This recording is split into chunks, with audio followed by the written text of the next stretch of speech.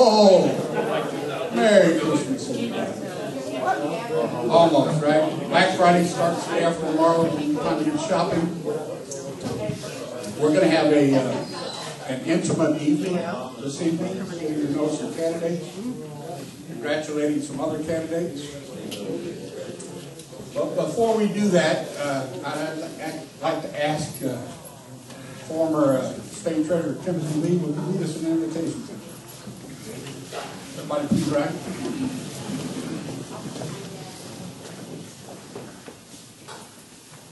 Good, great, and glorious Lord, thank you for this wonderful weather we're having in Casa Grande on Thanksgiving, considering other folks in other parts of the country. Lord, take into consideration those who are defending our freedoms here at home and abroad, particularly in the Middle East at this time of strife. Closer to home, thank you for a wonderful election here in Pinal County. Thank you for our camaraderie among ourselves in this room for many years, and for those who have joined us in the past several years. Thank you, dear Lord, for all of your blessings. In your name we pray. Amen. Thank you. Bob Von Fleckinger, would you lead us in the flag? There's the flag. I pledge allegiance to the flag of the United States of America and to the republic for which it stands, one nation under God, indivisible, with liberty and justice for all. Thank you all. Boy, what a glorious election we just had. We've got some elected officials. Some have been sworn in, some haven't. And I'm probably going to forget somebody. But if I do, just shout it out. But first of all, State Representative John Fillmore. Back in the corner. There he is. State Representative Frank Pratt. Right there. We have Chad Roach, Clerk of the Superior Court.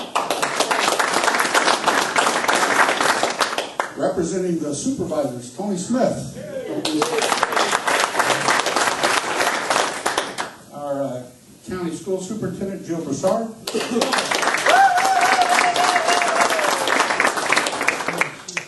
County Assessor, Doug Wolf. County Recorder, Virginia Ross. School Board members, Nancy Hawkins. Hey, Nancy. Ed Barber.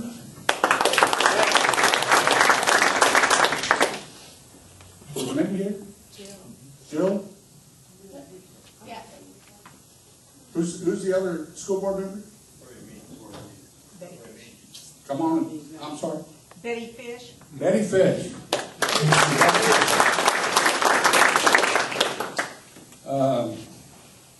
We have a county planning and zoning member, Director Mackie Hartman.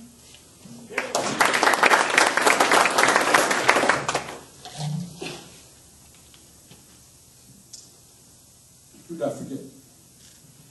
Did I get everybody? Got him. I'll get him in just a minute. You know, for the first time in the history of this county, we are now officially a red county, and the man that sat at the helm of this overwhelming event is our county chairman, Steve Cohut. Steve, come on up here and talk to us for a couple minutes.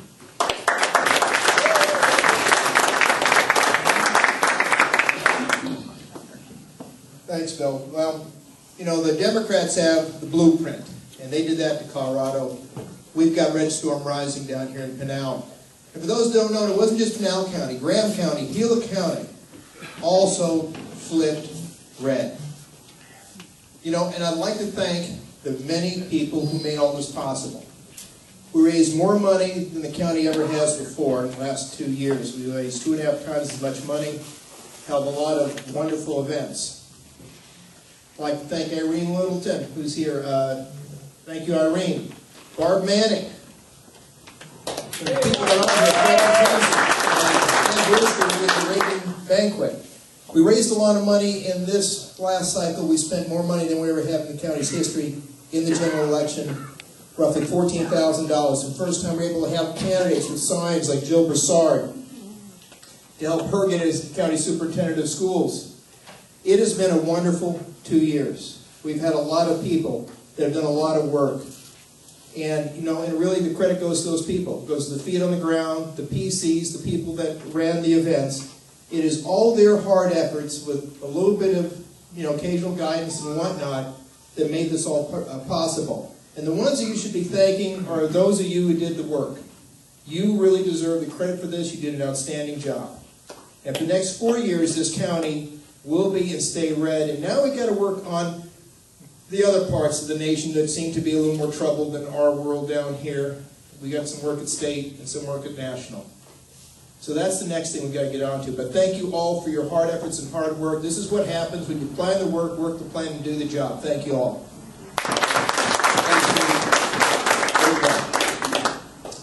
I understand that Tom Morrissey, the state chairman, will be here shortly. We'll give him a couple minutes when he gets here. In the meantime, we have an announcement unrelated to the events of the evening. Harold Van Gilder. Harold is the president of this club, but he has stood down and allowed me to take this mic tonight. Okay, I want you to, in your mind's eye, envision this plaque that I am holding in my hand, which did not get here in time. And what this plaque says is, Western Pinal Republican Club to Bill Bridwell, civic leader, mentor, Republican activist, thank you. I don't know if you're aware of it or not, but in all the candidate forums that this club had this year, we were able to run really significant ads in the local paper for all of the candidate forums we had, for all the county candidates that were here, the Senate, the supervisor races, whatever. Those are very expensive ads to run. And this club doesn't have those kind of dollars. Bill Bridwell gave that as a gift to the club and to the efforts of Republicans as we went into this election cycle. Bill Bridwell, thank you. I will get that back to you as soon as it comes in. I might even hold it till our Christmas meeting next month. But Bill Bridwell is going to get a plaque for what he did for us. It is my fault it's not here on time, but he will get it. Thank you, Bill. Thank you, Harold. I appreciate that very much. We all do what we can for Republicans as often as we can.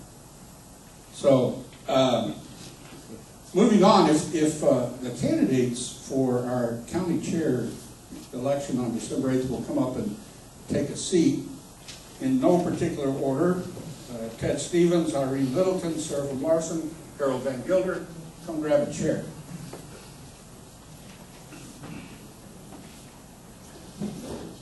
We're going to put these guys on the hot seat for a little bit, and you guys actually get to be the hot seat.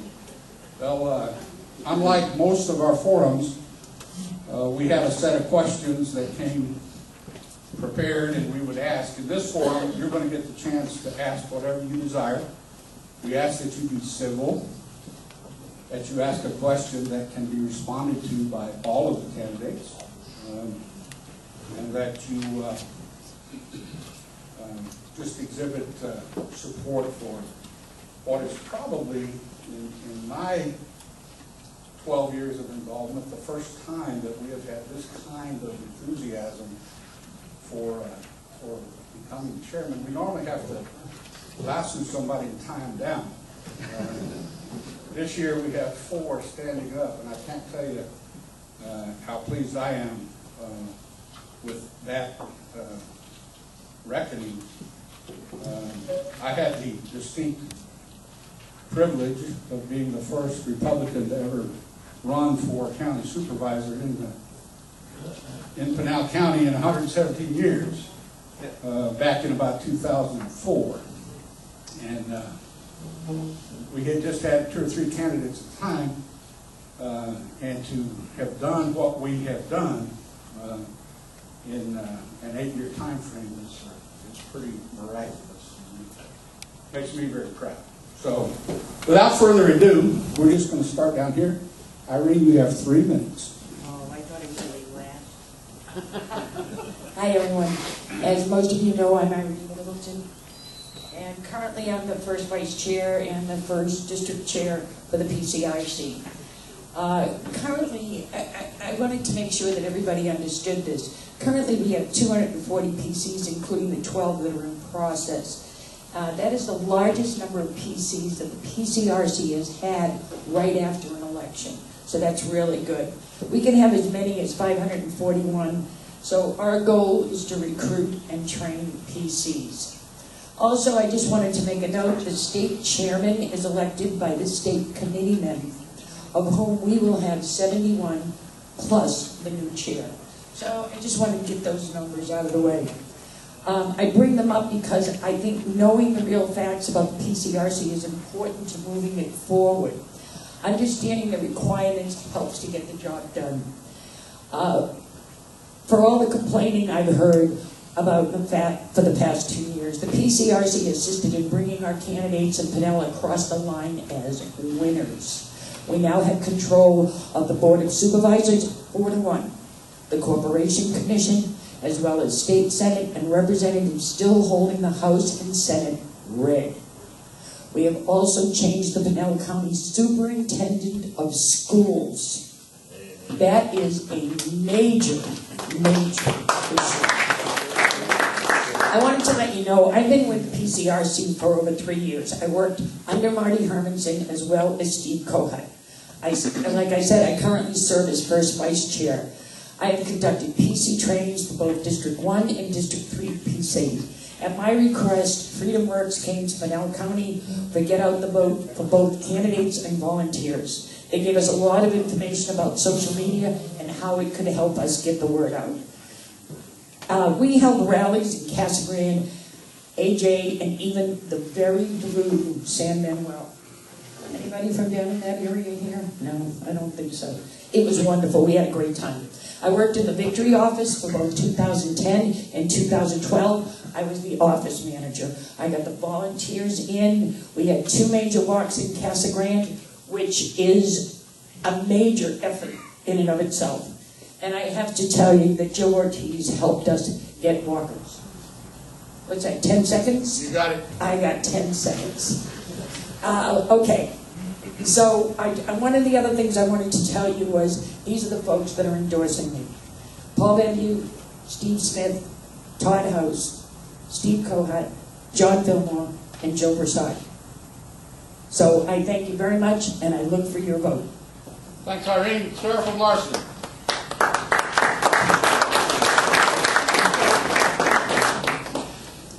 Hi, my name is Seraphim Larson. Can you hear me? If you're a PC already, you probably are tired of all the emails I send you with all of our announcements for meetings and the minutes and so on. I've been the secretary of the PCRC since July. I've also been the District 2 chair for Santan Valley, Florence, and Coolidge for about 3.5 years. The things that I have really liked to emphasize in those leadership roles is really listening to the candidates and listening to the PCs to see where we need to address things. I come up with plenty of ideas of my own, but I found out really quickly that I might have all these ideas, but if I can't find people to help me actually go out and do the work, all the ideas don't really help. You have to have people who are going to be willing to step up and help with the work. And a lot of times that means finding out what ideas they want to support, what problems they're trying to solve, what kinds of issues they're facing as they try to, for PCs, as they try to learn their job and then go out and do their job as PCs, either walking precincts or writing letters to the editor or whatever they're trying to do to support the candidates. And same with the candidates. The candidates also have asked for different things from the PCRC, and I've always been trying to listen to those kinds of things. So some examples of those things, I've talked about them before. You might be tired of me saying some of them. For example, 3 years ago, we had no voter data access to speak of. And it took a long time to sort out, why don't we have voter data? Where is the voter data coming from? Why is the AZGOP voter data such a mess? Well, we found out that the reason it's such a mess is because it's actually like 6 months delayed.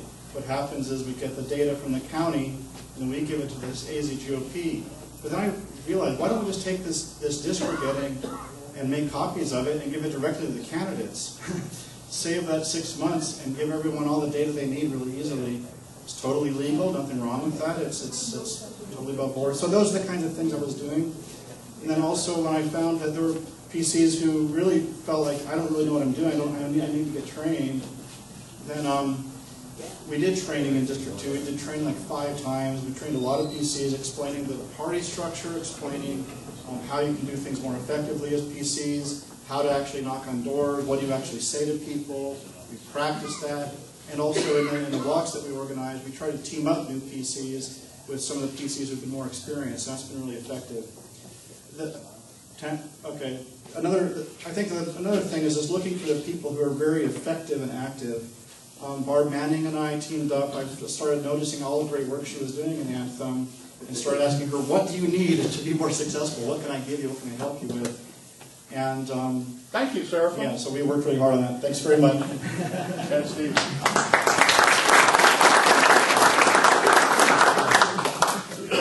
Good evening. I'd like to thank you all for coming out on an inconvenient night, and I brought some notes because the teleprompter just wouldn't fit in the back seat of my car.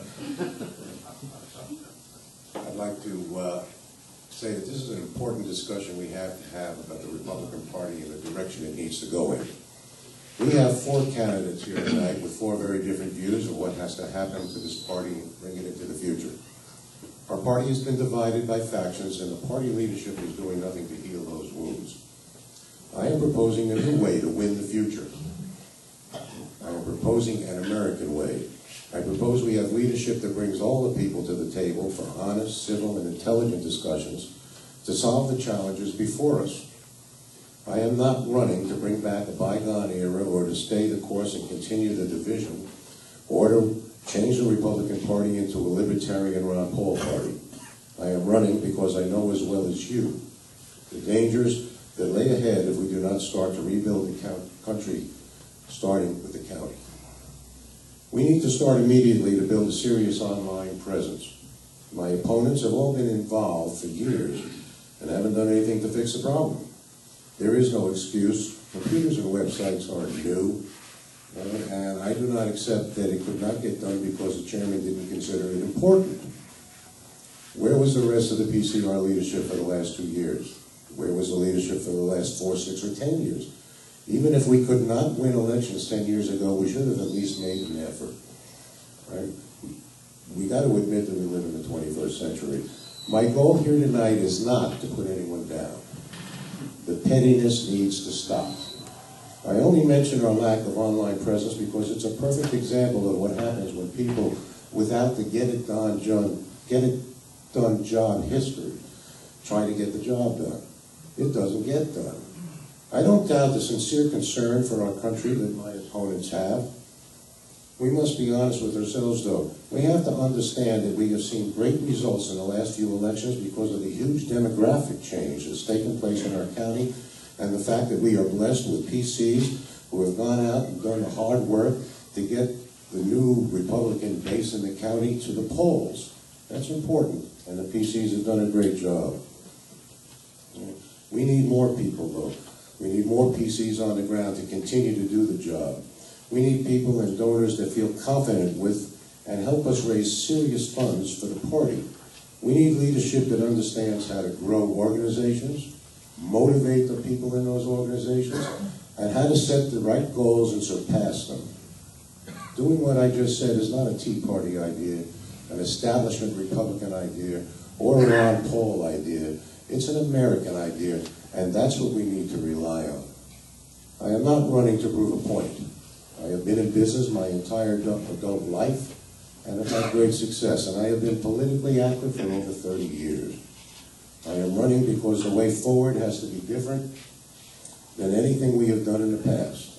We cannot afford to have leaders who will only try old ideas while packaging them as new ones.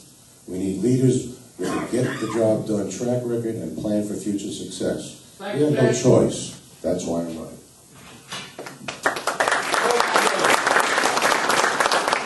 Thank you very much. I'm Harold Van Mueller. I am running for county chairman.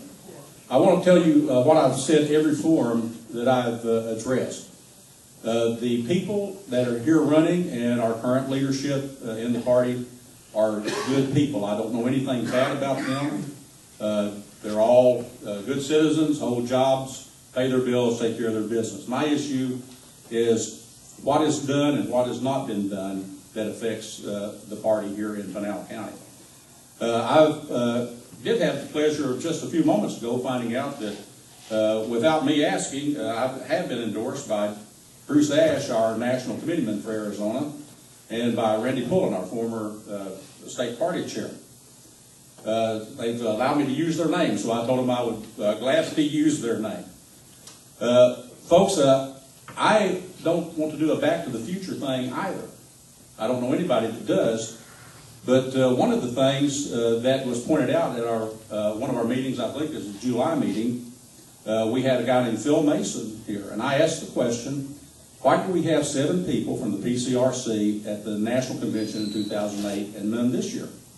And his answer was most revealing. He said, in 2008 you did the work, this year you did not. So we have to reestablish those linkages that let us be known, that led us to be the most lauded county party in the state. Everybody wanted to come and see us. And we need to get back. If that's getting back to the future, then I'd say we go back there to where we were applauded and lauded and everybody wanted to come here. How do you get that done? Well, one of the things that you do to get that done, has been mentioned here, is a leadership that listens, a leadership that meets the candidates. I've had 2 or 3 of the candidates tell me that no one from the PCRC contacted them at all from the time they announced to the time they won. That should happen with every candidate. Every candidate that runs under our banner should be asked some basic questions like, is there anything in your past that will embarrass you or us? Have you been arrested? What do you see wrong with the party you're running, with the office you're running for? What do you propose to do to fix it? Ask those kinds of questions to everyone that would go out and have lunch with you as a leader of the party and find those things out. Those things are just, nobody did them because they were mean or anything like that. It just was a glitch that should not have been made. These are just normal things. I've been a grassroots activist for 30 years in this state. I've been an elected official.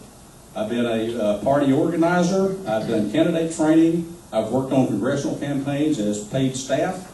And I seek your vote on December the 8th. Thank you so much for coming out tonight, and thank you for being PCs.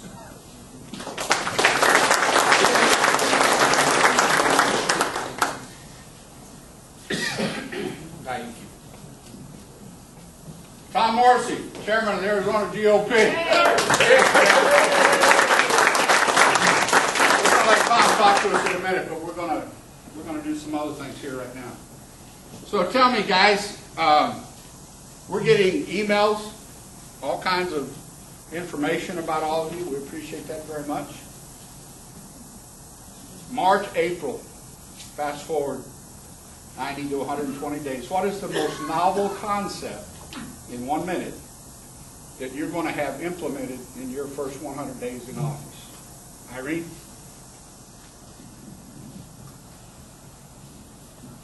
The most novel concept. Probably to have a lot of conversations at the meetings with the people that are there, the PCs that are there. Kind of open up to discussion and understand what everybody's thinking. Try to get some ideas and move forward on them. You get a lot of excited people when they have an idea and you ask them to carry it through. So I think that would be a good idea. Thank you. Sarah, same question. To kind of follow up on that, that's the same idea I have, and I think one thing that can really affect that is very practical. Instead of having a podium with a bunch of chairs facing it, you have a whole bunch of little work groups where you have 8 people, 10 people talking together about what the real issues are, how we need to go forward, what the problems are, and how we should solve them. So that way you engage all of the PCs talking about real issues, real problems, and then each of those groups reporting out to the whole group, what did we come up with, what do we want to fix, how do we see the vision going forward. Those are very practical things. I do that kind of stuff in my job, and it's you can't just listen to people and say you listen. You have to actually elicit feedback. You have to be able to go out there and get people to give you that feedback and get the information. That's why I think we need to move forward. Thank you. Ted, 100 days, what you gonna do?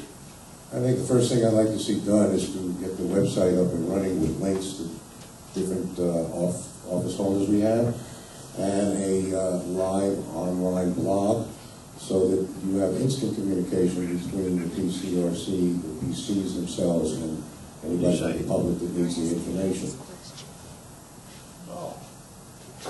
Harold Van Gelder. Three things immediately that I believe would work and have a great impact. I would establish 3 ad hoc committees immediately. One would be a council of past presidents who would advise the chair and the executive committee on things that they've learned in their time. Second ad hoc committee would be a council of all of the Republican club presidents that do the same thing, help do master calendaring, make sure we work in concert and don't crash all over each other's stuff. The third would be a committee who would be charged with coming up with a 1-year fundraising plan and how to execute it. I just confess to you, I don't know anything about fundraising, but you know what? The PCRC has lots of people that know how to raise funds. And so, you know, if you hit the fundraising, if you hit the clubs, if you hit all the past presidents and get their input and their expertise, that would be something that would impact us immediately in a positive fashion going forward. Thank you, Harold. Hang on to the mic. Somebody have a burning question? Don Fillmore, ask a question. Well, I appreciate what your visions are for the future. Would you in a minute kind of describe to us all what you've done in the last 4 years that we've gone red to help us go red? Well, for one thing, I've been an officer in this club, including its chairman, working with the candidates that would come and ask me. I have volunteered at our victory offices. I have been an appointed PC, attending the meetings, most of the ones this year. Last year was a downtime for me because my mother-in-law had come down with progressive Alzheimer's, and those of you that have dealt with chronic diseases, you know how debilitating that is, and my wife and I were caregivers for her until she could no longer live at home. I've been 10 years in Pinal County working with clubs. I was a charter member of this club, and I've been a PC a couple of times in the PCRC. So, John, thanks for asking. I'm proud of what I've done. I like my baggage because that means I've worked. Thank you, Harold. Ted, same question. I haven't lived in Pinal County for 4 years now. I've only been living here for the past 2 years, and we've been very active and leaders of the Santan Valley Tea Party, where we have made every effort we can to get candidates out to speak to the people and raise their recognition factor. Okay? And we have been working at that steadily since actually before we moved to Pinal County. We started to join this group when we were still living in Gilbert.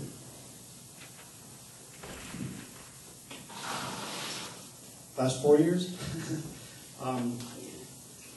Well, in the first cycle, when I was a PC, I started as a PC 5 years ago, and then in that first cycle that I was involved with, 2008-2010, I personally recruited 25 new PCs, and then this last cycle I recruited another 15 to 20. So that's about 40 PCs that got on the roster. Not all of them are still around, but most of them are actually. They're still on our roster as active PCs. That's one thing I did. Another thing was just supporting all of the candidates that I liked, and there were a lot of them that I liked, especially the local ones that I got to know. Putting up signs for them. This is like when Paul Babu was first running for sheriff, and Raymond Palmer was running for recorder. This is 4 years ago. This is the kind of stuff I was doing then, putting up signs, working out there, getting signatures for the candidates.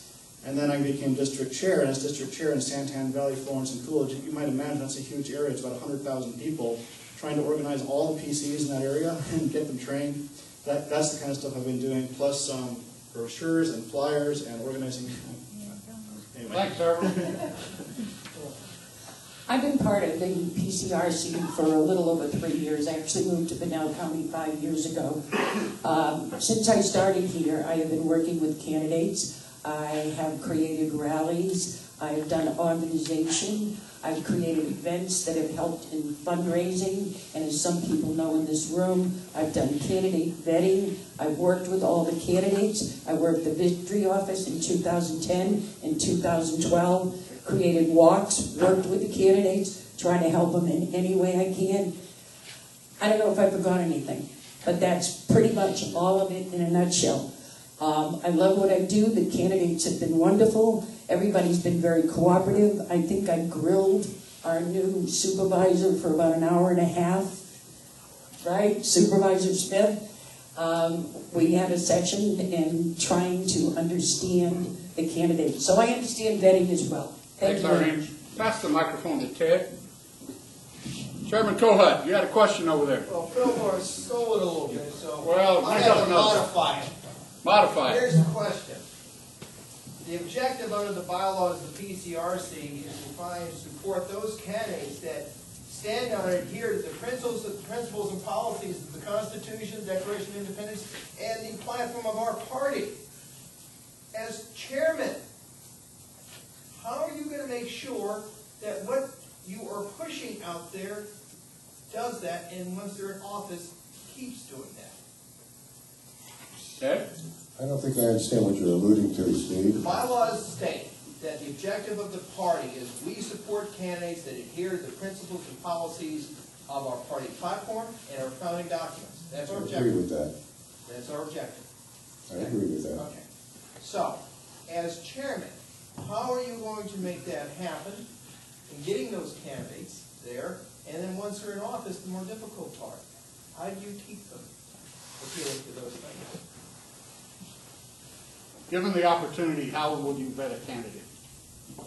By vetting a candidate, you do background checks, you do what has to get done, you interview them, you speak with them at length, right? You find out, you speak to other people about them that have contacts with them. Right? Vetting is not a new principle. I mean, in the context of the party as a whole as chairman. Thanks, Steve. Do the best you can. I think I've just done the best I can. I think that you vet candidates to the best of your ability, using all the information that you can gather from all the sources that you can gather, and then you go and you speak to those candidates. And those candidates are not going to adhere to the principles of the party, then you cannot back them as a chairman. Thank you, Ted. Serafin, you got an answer to that question? Well, yeah, I think the example of Douglas Wolf and Paul Messenger as the Santan Valley Republican Club president is a good example where Douglas was a very active, enthusiastic Republican who started coming to the club, and Paul Messenger is a very enthusiastic club president and was trying to find people, always asking at his club meetings, where are we going to find good candidates? We need good candidates. What do any of you want to run for office? What kind of thing are you interested in? Always harping on that, and finally it got through to Doug that, hey, maybe I could run for assessor. And, you know, I mean, he's told this story many times. I'm very much kind of maybe just repeating his story, but I think that's the kind of thing we need, is we need to encourage our clubs to be the eyes and ears looking out for candidates, encourage the tea parties to be the eyes and ears looking out for candidates, try and get good candidates in there, and Thanks, I Sheriff. think my time's up.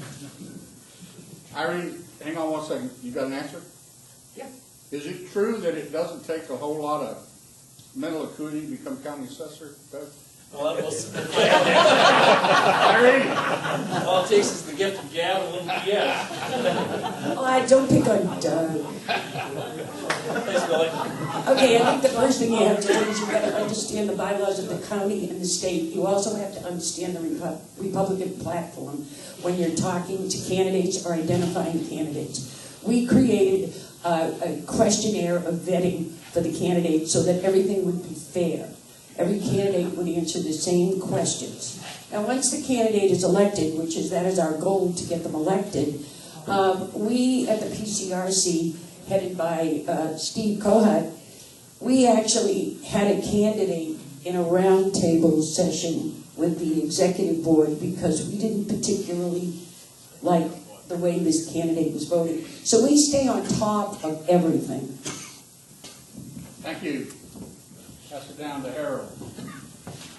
Okay, first of all, folks, I've been a Republican for a long time. My first vote was for Barry Goldwater, if that tells you when I started. I've never voted for a Democrat or an independent, ever. And you don't have any... Voted for John McCain? Well, I tell you what. Yes, I did. Folks, let me tell you something. Here, in my experience as a conservative, and there's no one to my right because that's where the abyss is. So if you get to my right, you fall off the edge of the planet. Right here. But here's what I found out. I have never found a Republican that didn't love the Constitution. I've never found one. And you know what? If you're a Republican, and even if you don't agree with the platform, if you can support it, that's okay with me. Ronald Reagan is our standard bearer. We lift up his name all the time. Unfortunately, we don't always lift up his methods and his message. And we need to start doing that a whole lot more. Ronald Reagan says, if you agree with me 80% of the time, you're my buddy. Thanks, Harold. Pass it to Seraphim, please. Burning question? Timothy Lee. Oh, do you have a slate and who's on it? No, I don't have a slate. I don't believe in slates, let me put it that way.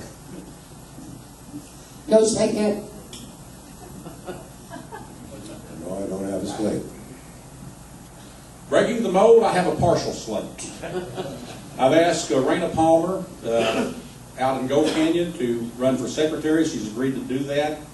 Raina was one of the pioneer candidates in 2008. She ran for office. I've also asked John Martin out of Saddlebrook, who is a past treasurer of the Saddlebrook Republican Club, to run for treasurer. He's agreed to do that, has put his name in. So if that makes me with a slate, those are the people that I've asked. The rest of the ones that are you elected, if you elect me as your chairman, I'll be glad to work with whoever you say needs to be first and second vice, or whoever needs to be secretary or treasurer. So I don't, partial slate, maybe. Thank you.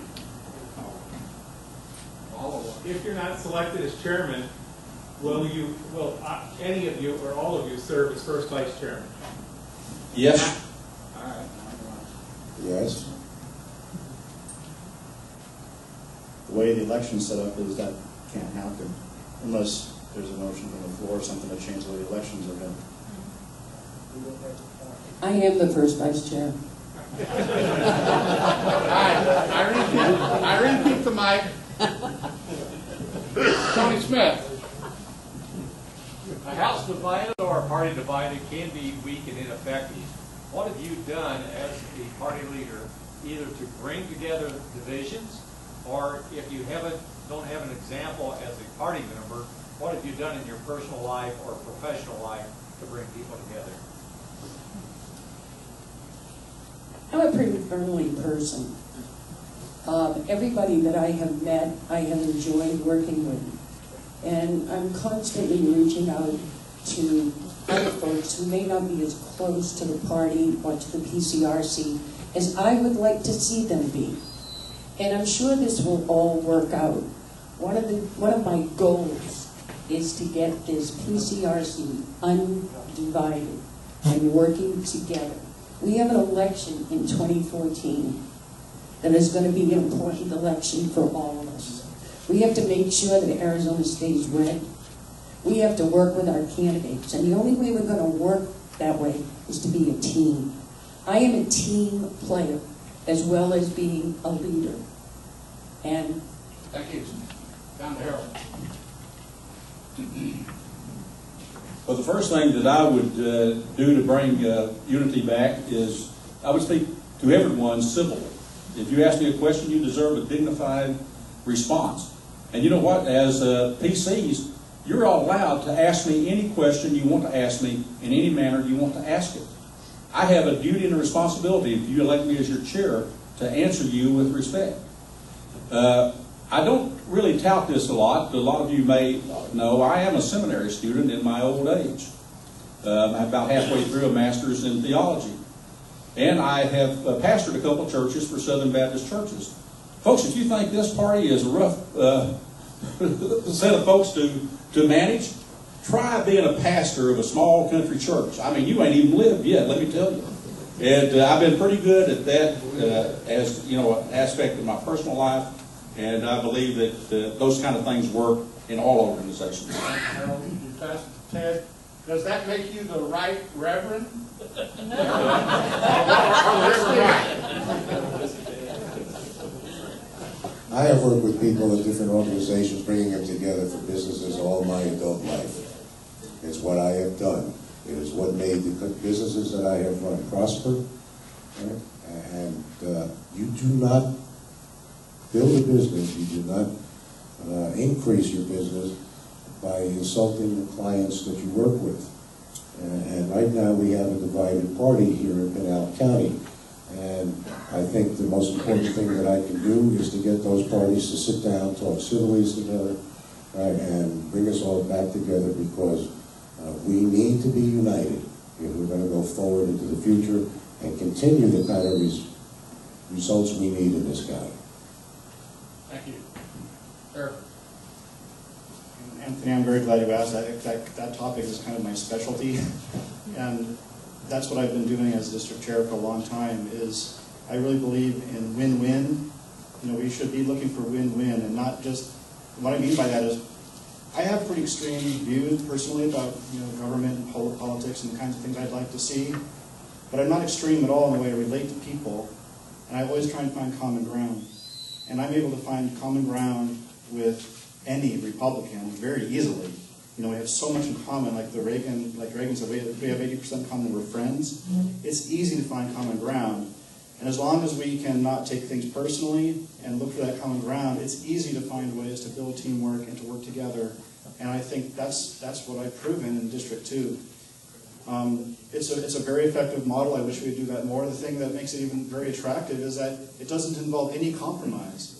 As long as you hold firm to your beliefs and you find someone else where you can have common ground, you can always have a win-win situation. Thanks, Reverend. Go back to Harold now. With the Honorable Frank Pratt, you have a question there? Yes, I do. Little personal here. The Independent Redistricting Committee has divided Pinal County into 3 legislative districts. 2 are Republican and 1 is a Democratic district. I'm very proud that Pinal County is term red. I've been waiting for it for a long time as a Pinal County native. But how are you going to work within the districts to work with the candidates and help them to devise a strategy to cross county lines? Well, the first thing, of course, is you talk to the candidate, and you let them know that the PCRC and its leadership is there to help you try to solve the problems that you are facing and the problems you see coming down the road. That doesn't mean that I know the answer to every problem that you might see or that the other districts might have. But a leadership that is willing to listen to the candidates and be visible and seen can go a long way in helping craft the solutions that need to be done as we look at the problem that you have said.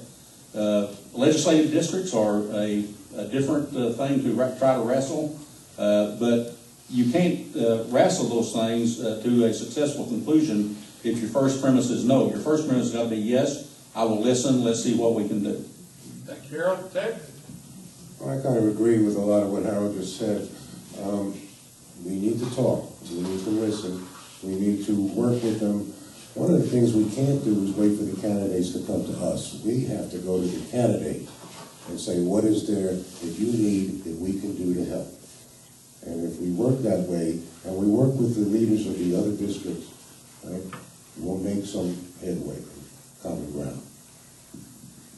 Thank you. I didn't quite catch all the question. You were asking about what do you do if your legislative district goes outside of the county, and how do we help you with that? What was that? I didn't quite catch that. We're divided in 3, our legislative districts now, 3 in Pinal County. We share common boundaries with Gila, Pima, and Maricopa counties. And the boundaries don't stop at the Pinal County line. So we need some interaction, we need a strategy to help us work within the district, and what will that strategy be?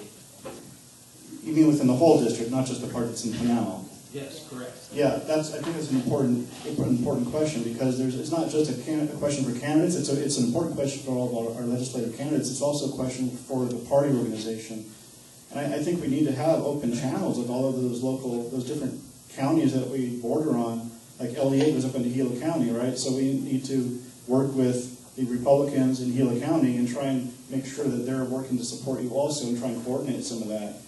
I think that's really important. It's the same thing with the party organization. Like in LD 11, that's a big issue. In LD 16, it can be a big issue.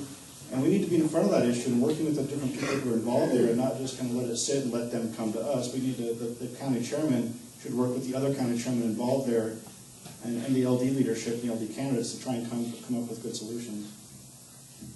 Thank you. Irene? I have worked with most of the county chairs and the candidates and leaders in other counties already. Anything that we can do to help and they can do to help, they are always willing to share. Within our own county, it's very important that we get district chairs that will stay within the district and share what's going on, and that it would be the chairman's job to know every single candidate in the county.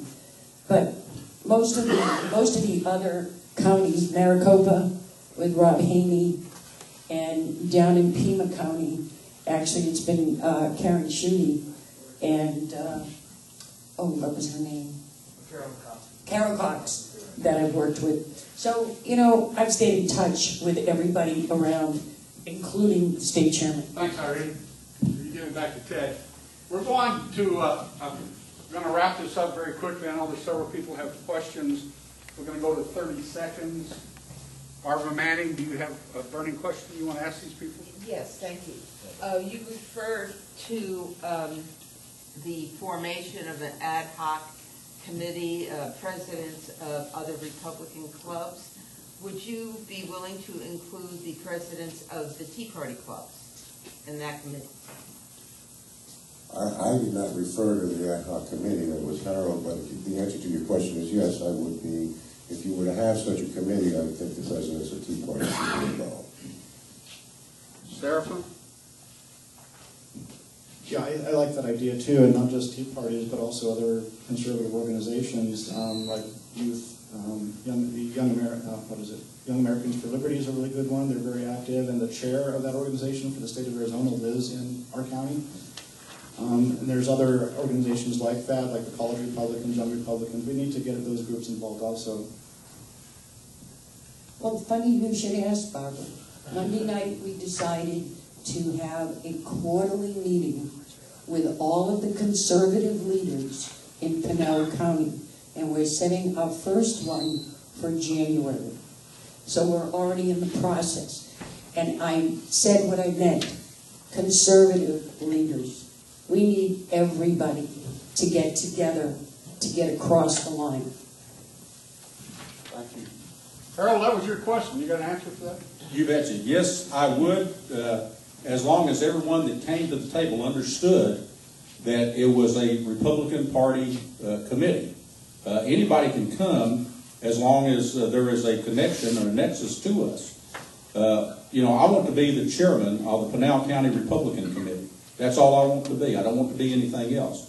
But anybody can come and speak to us, or should be able to be in our forum, as long as it's understood that this is a Republican organization and we address Republican things. Thank you, Harold. If you pass it to Seraphim. Tom Miller, do you have a question? Yeah, a few minutes ago we were talking about vetting candidates. How important do you think it is when this process is going on that you get assurance from Republican candidates that they will not publicly support any candidate that's not a Republican? I don't think you should tie the hands of anyone. I don't always agree with the people who take positions supporting non-Republicans, but I don't think we should ever go on the attack against fellow Republicans. No, I said somebody that was not a Republican. Right, but if somebody wants to go to an event for an independent or something like that, I really don't have any problem with that. our bylaws specifically state that you cannot endorse a non-Republican candidate. I'm sorry? You asked about candidates, not PCs. That's the candidates that come out for somebody that's not a Republican. It stated, well, the candidate in question was also a PC. So the bylaws specifically say that you cannot endorse, as a PC, you cannot endorse. Can an outside candidate endorse somebody who is not a member of the PCRC? I guess they can if that's what they choose. Thank you, Irene. Harold? I have a lot of difficulty with Republicans that support or endorse other candidates from other parties. In fact, I have a hard time understanding the difference between support and endorse. If I say that I'm going to support Johnny Jones and he's an independent, guess what? I'm going to vote for Johnny Jones, and that's an endorsement. I got a problem with Republicans that get off of the reservation and go to other candidates. I just have a problem with that. I don't think we ought to do it. I wouldn't do it, and I would have a real issue should that occur. In fact, I had an issue, and as you all. Thank you, Harold. Ted? No Republican candidate or PC should endorse somebody who is not a Republican. Thank you. Goes to Irene. Tom, do you have a question? I do. I work closely with the chairman of the Pinal County Democrat Party. We're on a committee together and we have to interact frequently. The Democrat Party in Pinal County has an office that's open 360, well, they're open every week. And if we're gonna, the party is gonna be inclusive and try to, you need to have a place to be. And would you guys, if you're elected, would you support finding a place for the Pinal County Republican Party to office out of so people can have a place to go and figure out what to do? It doesn't sound like a bad idea. However, we also have to look at the financial aspect of it. If it's something that we could afford to do, I would do it.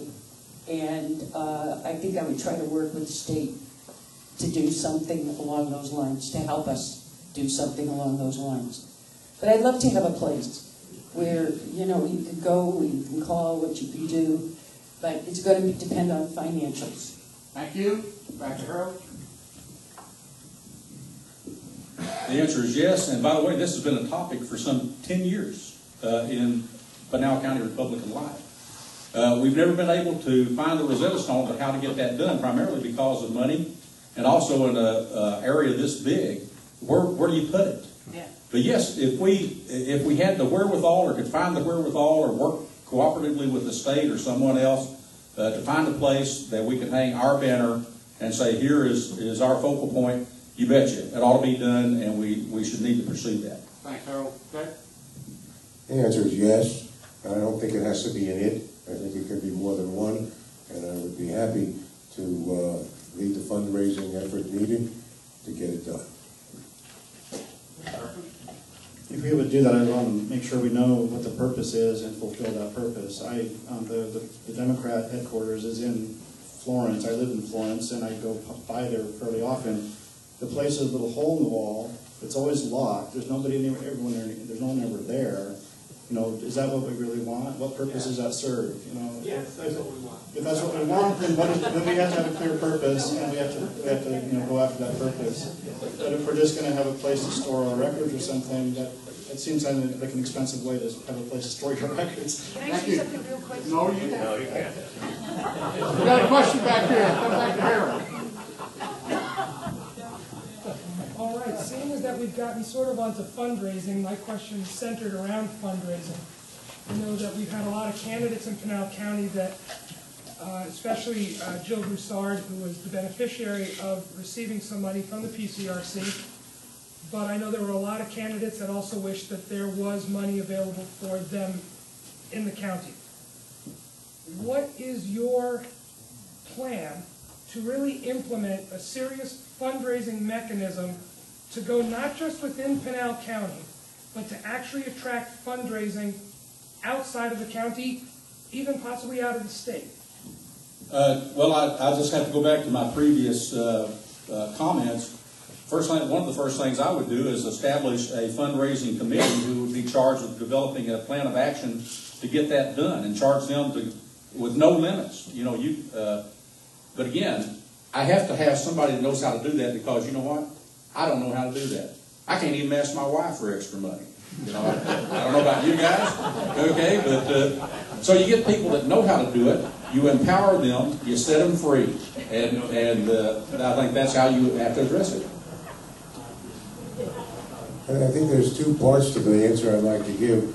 One, as long as there is $1.50 in the checking account of the Pinal County Republican Club, and a candidate needs money, and our bills have been paid, then that $1.50 goes to a candidate.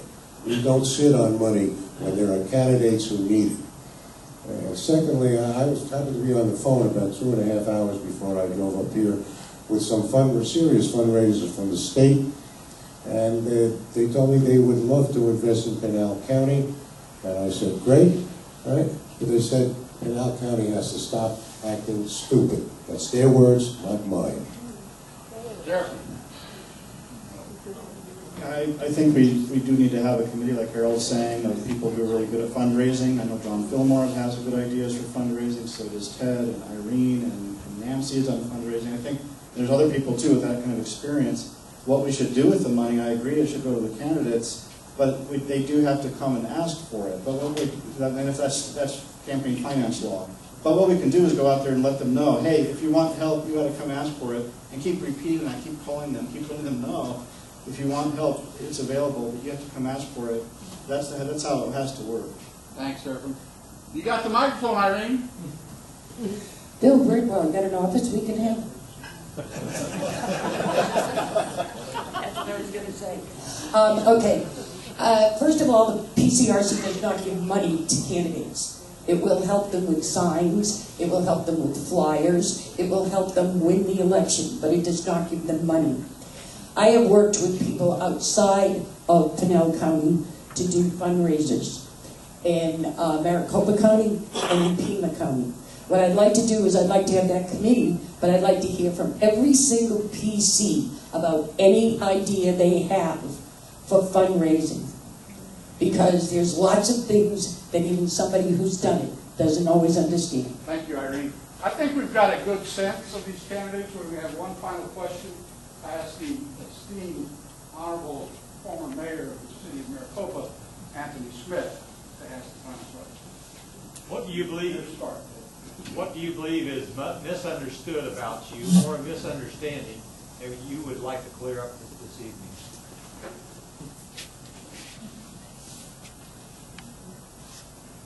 I think, unfortunately, most people don't know me. I haven't been in the county all that long. I have been blocked from the county, PCRC.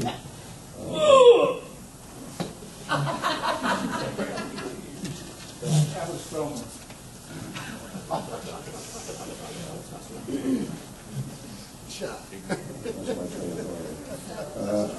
I think the biggest issue is that people have been asking me why I haven't been active as a PC, and I haven't been active as a PC because I've been blocked. My family has been blocked.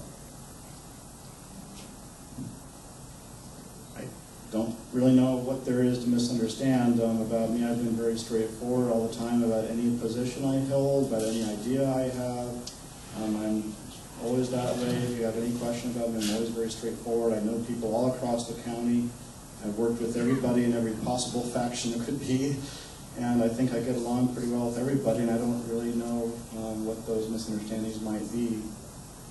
So I'm two here and there. So. Are you Swedish or Norwegian? That's Danish. First of all, I have to say I have the greatest admiration and respect for our current chairman, Steve Kohut.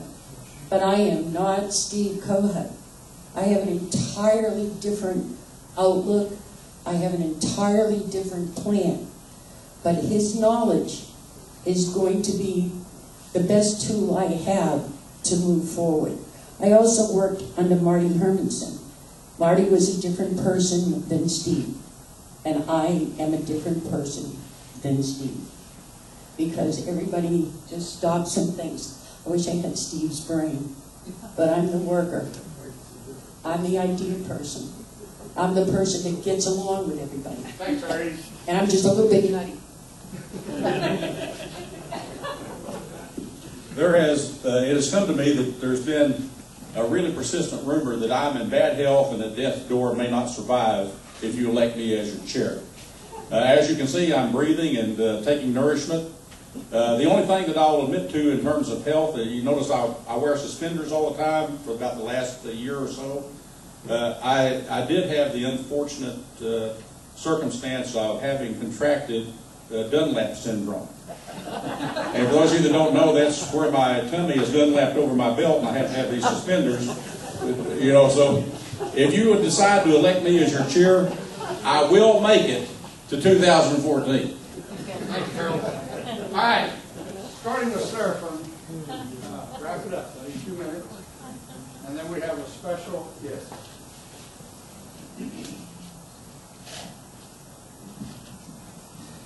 My vision for the PCRC is to very quickly help us pull together in the first quarter of next year and get beyond whatever divisions there may have been, whatever complaints there may have been, get beyond that and get busy because we're going to have a lot to do. As we keep riding this wave of the Republican demographic growth in Pinal County, and we need to keep riding that wave and keep taking advantage of that, pushing it further along.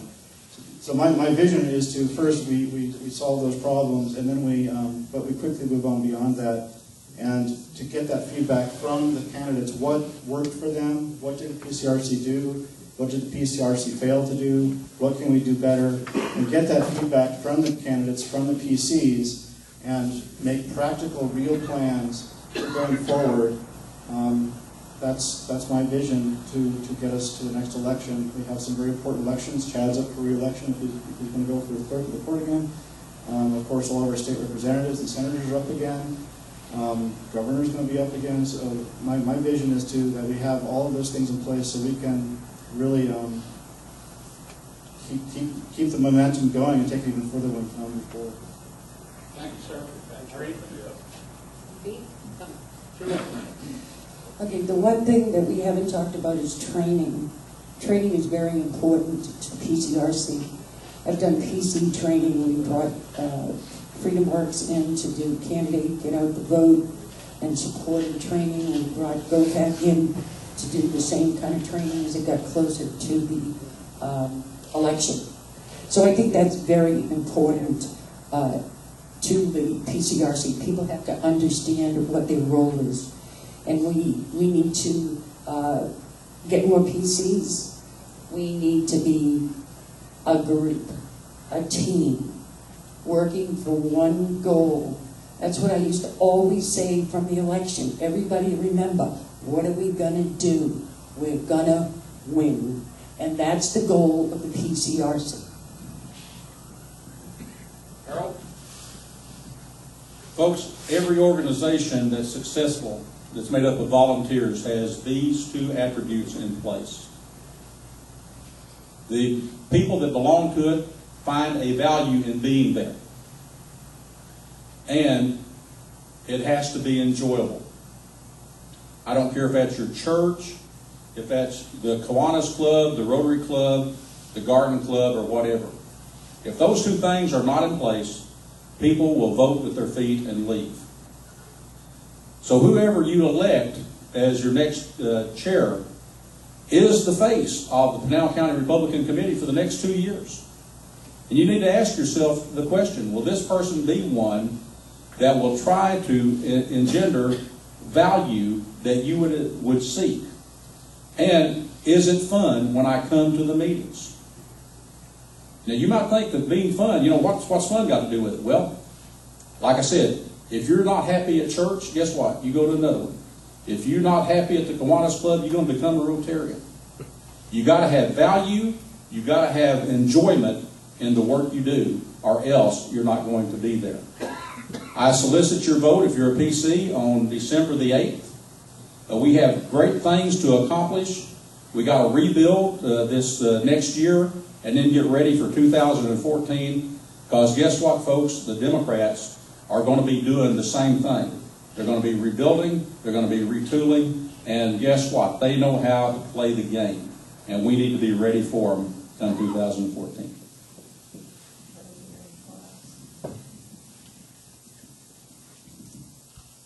Two weeks ago today, I woke up in a country led by a man I have no confidence in. And it put me in mind of a biblical story of King David, where his son was dying. Right? He did not eat or drink. He put on proper clothing for mourning and ashes, and spent his time fervently praying to God that his son would be healed. Well, King David's son died. And people were afraid to tell him, figuring that it would drive him insane. But he heard the whisperings. And he asked, "Did my son die?" And they told him, yes, he did. And he was surprised by his reaction, because he got up, he got dressed, he washed up, and went back to work. And they asked him how he could make that transformation. And he said, well, when my son was not well, then I left it in God's hands to heal him. When my son died, there was nothing to do but to thank God for his mercy and go back and continue to live. Well, my friends, we need to get back to work. There's a man leading our country we have no faith in, and it will not get better unless we work to make it better. I appeal to you to work together, unite the party, and go forward. Thank you, Ted. Thank you all. Before we wrap up, I want you all to continue sitting there. There's a man that has a great deal of experience in state politics, county politics, politics, that might want to talk to you a minute about. One of these four, Tom, are going to be the next chairman of Pinal County. Tom Morrison, state chairman.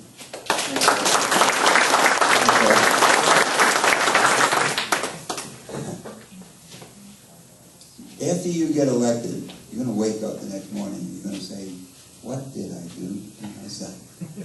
Okay? It is being chairman of an organization in the Republican Party. I can tell you, having been state chair now for almost 2 years, it's very similar to presiding over an Irish wedding. Okay, anybody's been to and I'm Irish, so it's not politically incorrect. But I'm telling you, it's like a fight every 5 minutes, and nobody knows where it's coming from. Nobody knows why it's happening. But at the end of the fight, the end of the wedding, everybody gets back together again and goes home as a family. That's the biggest challenge you're going to face. Okay? The thing is, it's easy to blame, it's easy to stand and look at somebody and glare at them and say, and have reactions like John Fillmore had to. I thought you saw a picture of Nancy Pelosi, John. But it's easy. It's easy to point fingers and say, well, you did this wrong, and then somebody else will point at you and say, you did this wrong, and you did all that. That's the price of being a leader. Okay? And excuse my back over here. I'm sorry. I'm trying to look this way, but I'll look back over. But the thing is, it's worth it. It really is worth it, because at the end of the day, I say to my wife, Chris, all the time, what did I do to you, honey? You know, and she's still with me. And that's the support that I've had. That's the blessing that I've had. You have, whoever you have in your life, wives or husbands or whatever, that's who you lean on. And then ultimately you lean on God. I pray every day for guidance, and I pray hard. I pray to the Holy Spirit. And somehow that guidance comes through. And Chairman Kohut, Mindy, we've been down the road. We got into a lot of trouble together over the past 2 years, and we enjoyed every damn minute of it. Okay? There's a lot to be said for that. But the thing is, we are in a lot of trouble. Timothy, you know that. Timothy and I get into a lot of trouble too. And the thing is this: our country is in trouble, and we need to come together And we need to stand together to solve this problem called Barack Obama. Okay? And the only way it's going to get done is if we do it together. Referring to President Reagan, as we agree on 80%. You know, we're friends. I'll tell you something. As Republicans, we agree on way more than we disagree. So why the heck not focus on what we agree on? Okay? I'll tell you, I've had more problems with the Republicans than I have with the Democrats, Mr. Chairman. I mean, it's immediately. If I open the door, okay, well, why'd you open that door? Oh, how come you opened it that way? Well, why is that door leading out that way? I mean, these are the things that you're going to face, okay? And these are the things that you will have to overcome, and you will, okay? The strength is in the mission. The passion is in the heart for our country. We're up against the greatest enemy, the greatest danger we have ever faced as a nation. We have never had the enemy within. It's always been without. It's in our country right now. And the next 4 years, we're going to witness this country being unraveled. So what we got to look at is what can we do by 2014. I believe 2014 is going to be 2010 all over again on steroids. I believe we're going to win races that are going to be incredible. And I hope and I pray to God that we take the Senate so that we can stop Barack Obama. And then we can turn this country around. Outreach. Okay, do not be afraid to boldly go out and go where no man or woman has gone before. I am, and I'll give you my experience, I am working with the Hispanic evangelical community. I've been invited in to speak to the Hispanic churches. That's where we're going to find our Republicans. They believe in exactly what we believe in. They believe in right to life. They love God. They love the country. They love their families. They're concerned about jobs. We're doing outreach to the Native American communities. Okay? And I'm going to wind this up. And we're doing outreach to the have I spoken too long? You're doing just fine. Thank you. Thank you. And we've organized the youth, the young people. You look at headquarters. I got a 19-year-old whiz kid, this is my special assistant, Patty Shane. One of the most accomplished people I have ever known. 19 years old. And he and Chris Campbell and our interns have come in and they've created a whole new wave, a whole new evolution. I'm talking with the Ron Paul people. Oh my God, how are you doing that for? Talking to them because they're Republicans. And they have a right to express an opinion. And they're part of our party. When a 76-year-old man can ignite the youth of our party, and the not so young, okay, there's something there. We need to embrace this. We don't need to be fighting, but they need to embrace us too. And I say that we shouldn't even have to say that. But you know what? I'm meeting with Ron Paul groups. I'm meeting with a big group on December 8th. They've offered the branch of the olive branch. And the reason is because I treated them fairly. I treated them fairly and I respected them. And they respected me. And that's your greatest challenge, is to maintain respect for those who do not agree with you. It's hard sometimes. By God, that's what we got to do. So I wish you all luck. I look forward to working with you. I'm running for re-election again. And I know Steve is saying you got to be out of your mind now. But there's more that has to be done. And I want to do it. I want to do it together. We're going to complete this outreach. We're going to turn this thing around. We're going to save this country together. So you've got a lot to be proud of here. You've accomplished an awful lot. There's a lot more to do. And the only way you can do it is do it together. Thank you all. Thank you, Bill, for all you do for the party.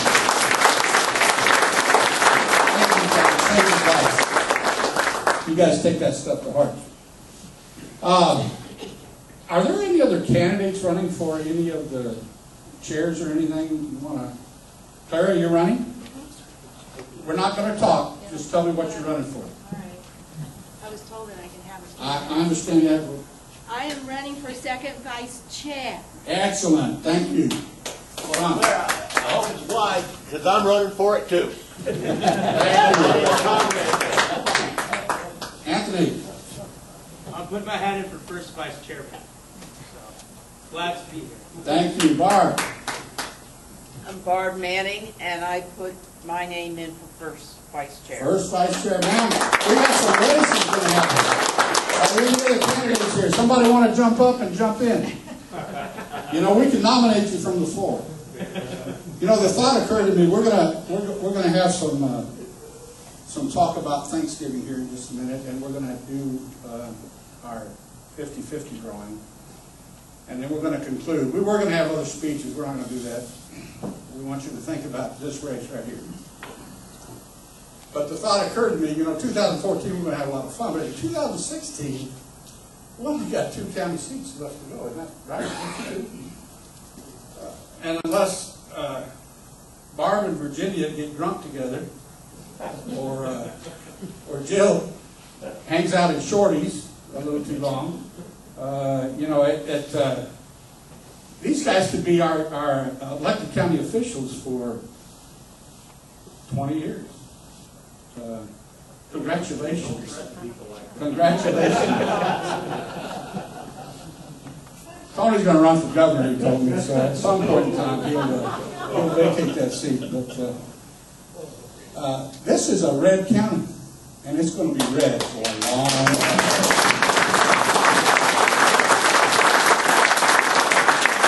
Tomorrow is Thanksgiving. Ed Barber, you got something to talk about?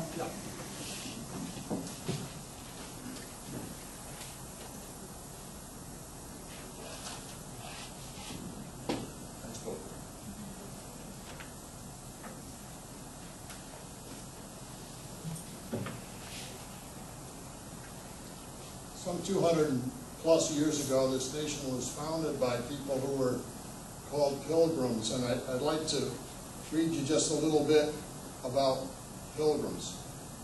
A pilgrim comes from the Latin word peregrinus and is a traveler on a journey to a holy place.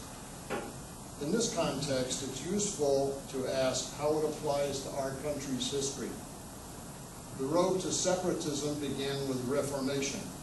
And in 1532, King Henry VIII declared the English Church independent of the Pope.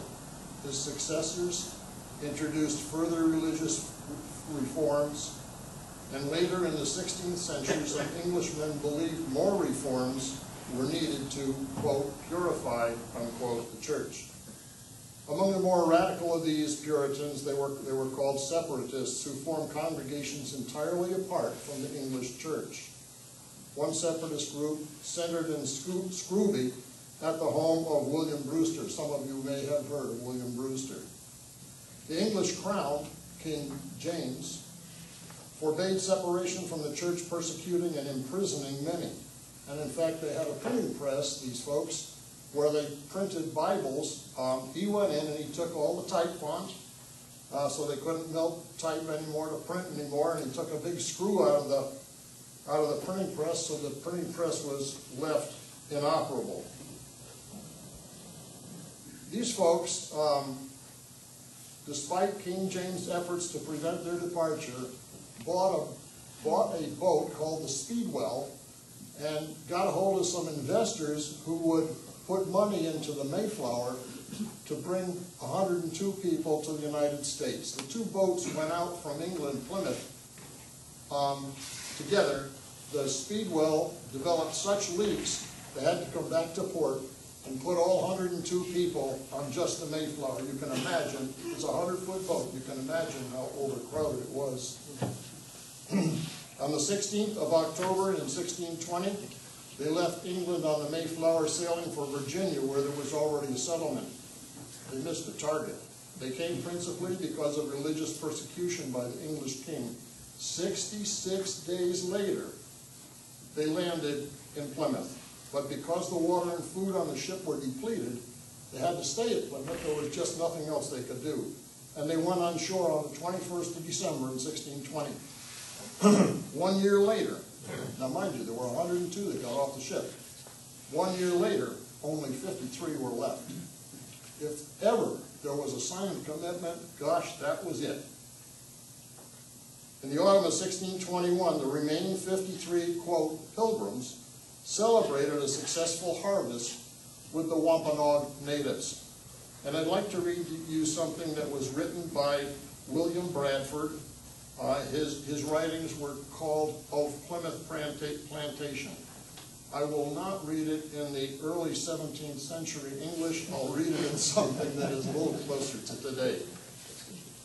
They began now to gather in small harvest they had, and to fit up their houses and dwellings against winter, being all well recovered in health and strength, and had all things in good plenty.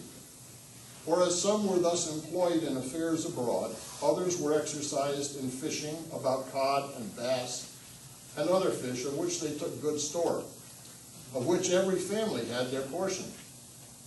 Of which every family had their portion.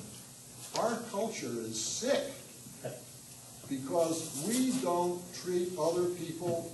You know, I got neighbors, I know their names, but they're nice folks. But would we reach out to the neighbor? Would you reach out to your neighbors who maybe you don't know? I moved here from Connecticut. It was a town where everybody worked out of town. Nobody really knew anybody. These folks did. All summer there was no want, and they began to come into store of fowl as winter approached, and of which this place did abound when they came first, but afterwards decreased by degrees. The hunting really got rid of some of the fowl that they were after. And besides waterfowl, there was great store of wild turkeys, to which they took many, besides venison. Besides, they had about a peck of meal a week to a person, or now, since they were at harvest. Indian corn to that proportion, which made many afterwards write so largely of their plenty here to friends in England, which they were not fain to report.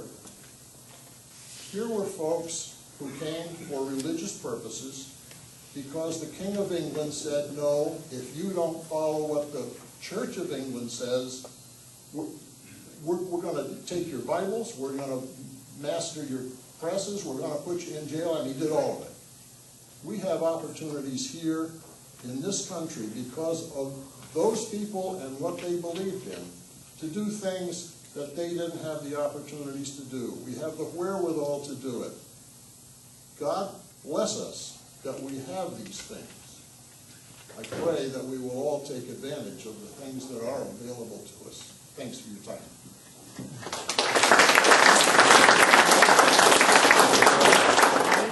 Nancy warned me not to give that to Mike. Great message, thank you. Okay, do we have a nominating committee report for an election by acclamation? Set of officers and directors for this organization? Aren't you the nominating committee? Well, he is, but he was down. The answer is no.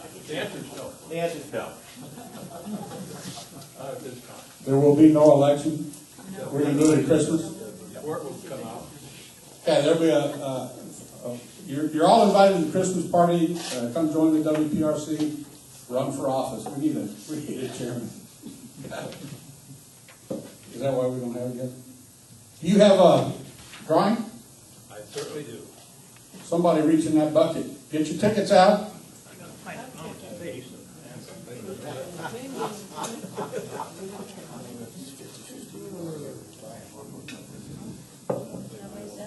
And the winner is, last three numbers, 353 for $30. 353. Hey!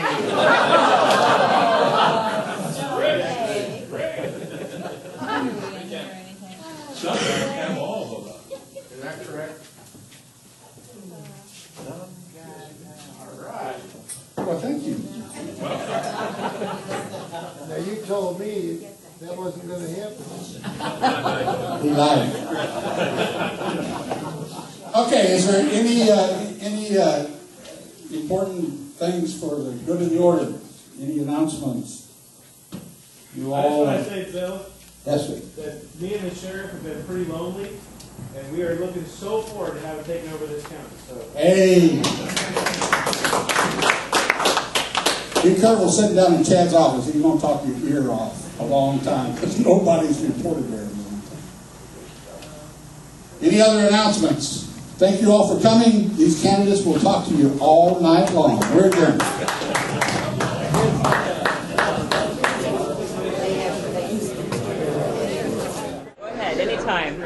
Hi, I'm Douglas Wolf. I'm newly elected Pinal County tax assessor. This is the night before Thanksgiving here in Casa Grande at the Western Pinal Republican Club meeting, and I'd like to read something that fits the times and the occasion. It reads, "The Pilgrims made 7 times more graves than they made huts. No Americans have ever been more impoverished than these, who, nevertheless, set aside a day of Thanksgiving." And I think in all the day life and the problems that we think we have as a country, considering what the Pilgrims run through to have religious freedom and freedom as a whole, we have to be grateful for what we really do have. And I thank you for watching, and God bless America. Okay, at any time.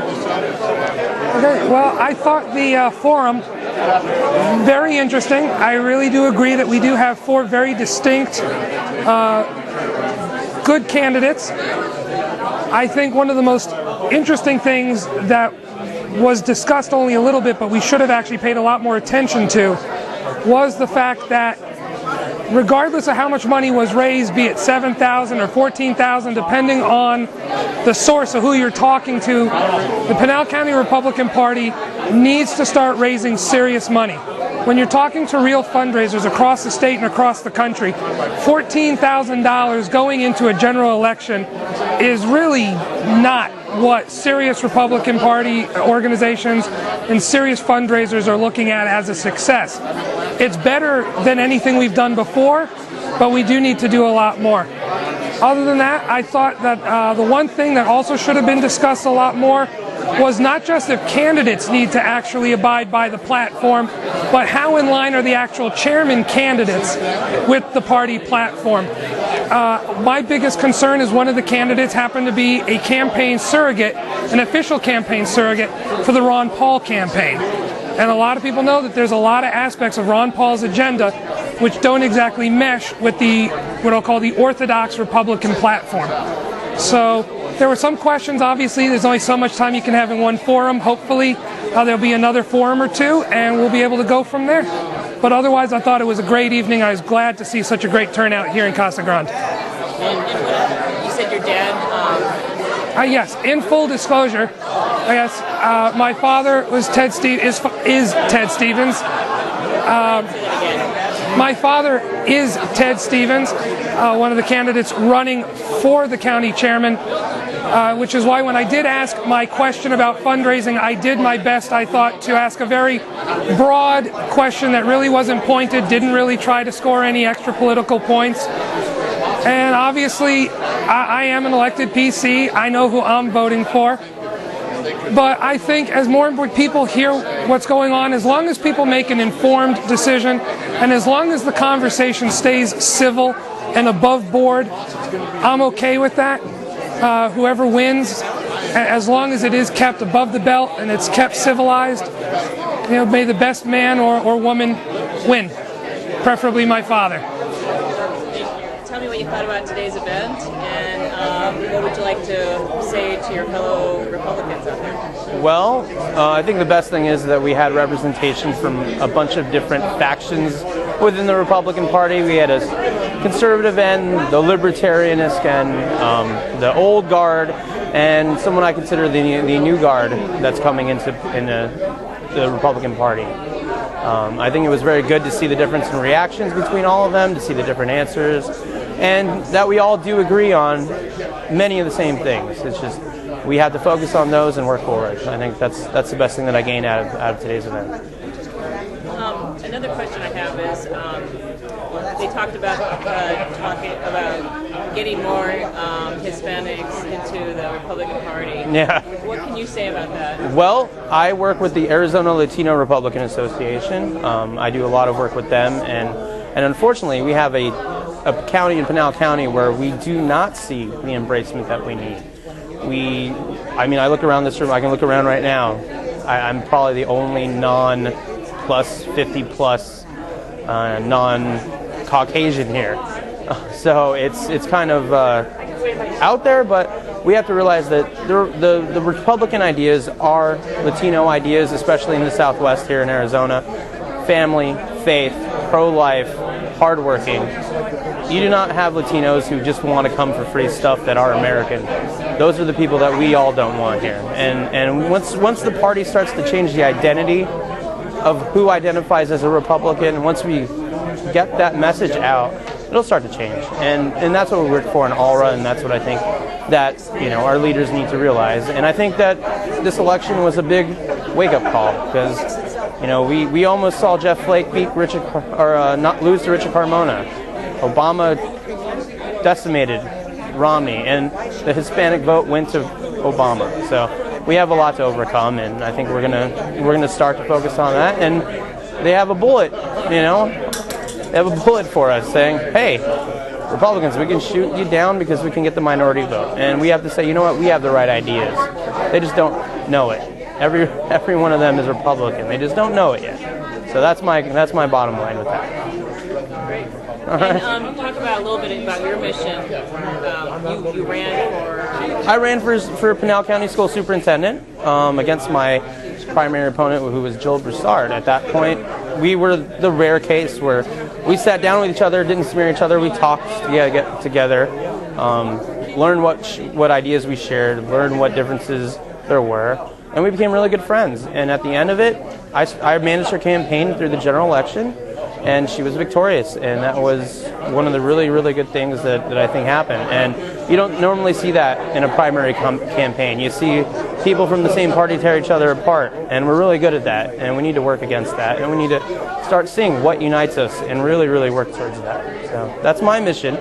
And I threw my hat in the race for first chairman, and I hope to bring some of that ideas to our party, and I hope that the people will vote for me, and we can move that. Thank you very much. All right. I'm Irene Littleton, and I'm a candidate for the chairman for the PCRC. And I'm very, very excited to let everybody know that I just got the endorsement from the state chairman, Tom Morrissey. And I am so excited.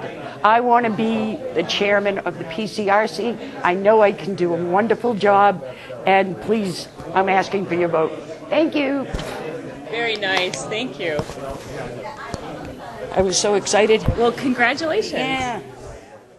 All right. So, what did you think about today's event? Well, I tell you what, as a participant, I found it very interesting that we could have all four candidates at the same time the day before Thanksgiving. That was after we set the forum, and then we looked at the date and said, "Good grief, what are we going to have?" But the crowd was enthusiastic and attentive and asked some pretty tough questions.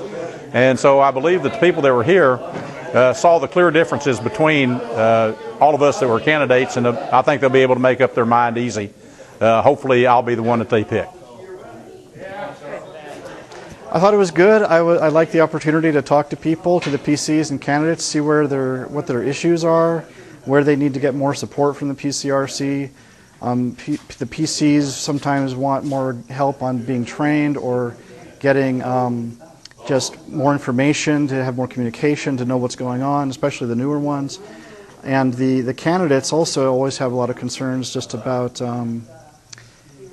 just whether it's knowing what's going on or getting the data they need, getting exposure that they need, being able to have a voice with the PCRC so that they can really be more effective as candidates.